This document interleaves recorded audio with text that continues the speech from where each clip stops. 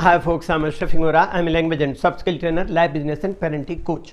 English breakfast with Ashraf में आज हम परिणाम कारण इसका लास्ट पार्ट छठवां हिस्सा देखेंगे।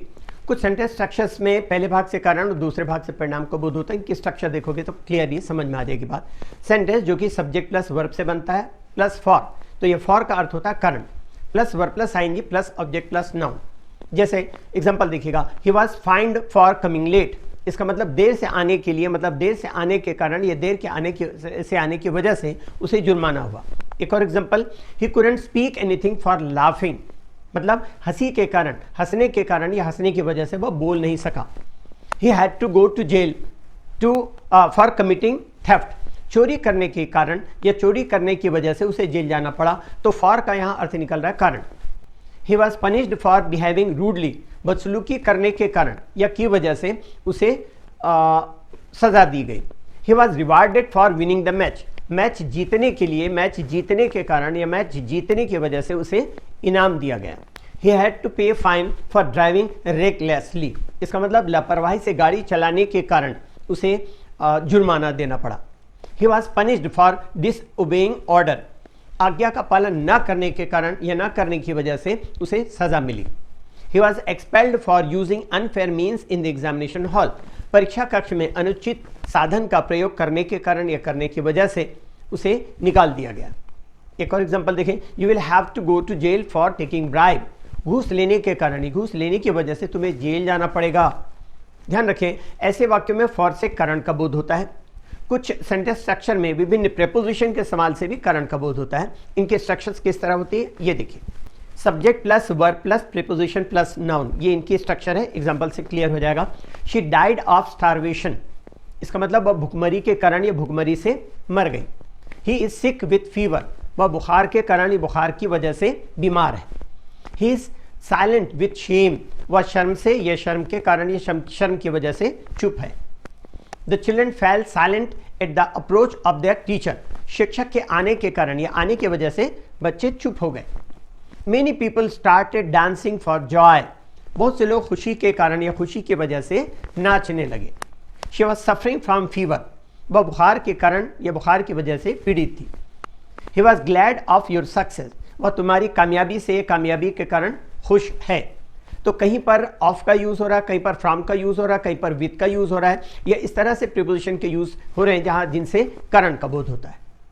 Around 50 people died of hunger this year, इसका मतलब इस साल लगभग 50 लोग भूख से या भूख के कारण मर गए। I am fed up with या सिक विथ हिम, मैं उससे मतलब उसके कारण या उसकी वजह से तंग आ गया। दे वर शिवरिंग विथ कोल्ड, वे ठंड के कारण या ठंड की वजह से कांप रहे थे।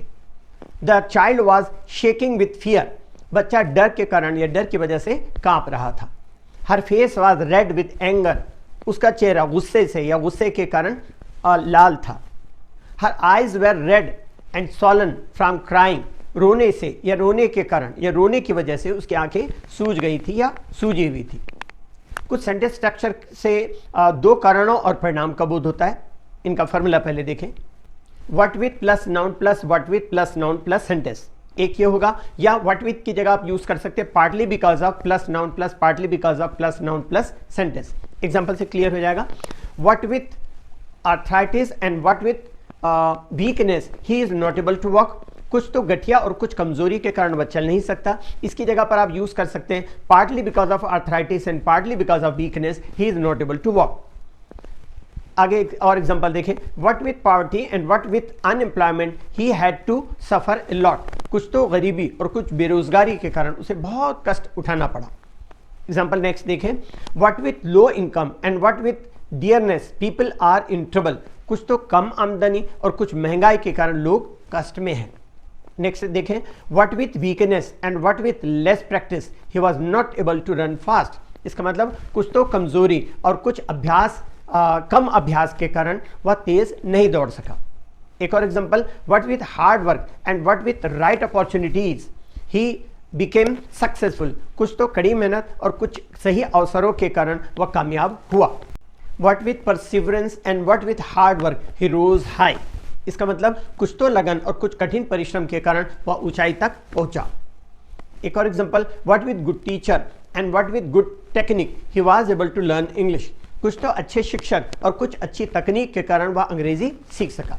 ध्यान रखें, ऐसे वाक्यों में व्हाट विथ या पार्टली बिकॉज ऑफ से कुछ तो का बोध होता है। पार्टली बिकॉज ऑफ के स्थान पर आप पार्टली ऑन अकाउंट ऑफ का भी यूज कर सकते हैं या पार्टली ओइंग टू का भी इस्तेमाल कर सकते हैं। इंग्लिश के लिए आप मेरे channel English breakfast with Ashraf and soft skill के लिए Ashraf the mover and shaker पर लाइक, शेयर एंड सब्सक्राइब करें। कमेंट सेक्शन में कमेंट करें, बेल आइकॉन प्रेस करें और मेरी बुक जरूर पढ़ें।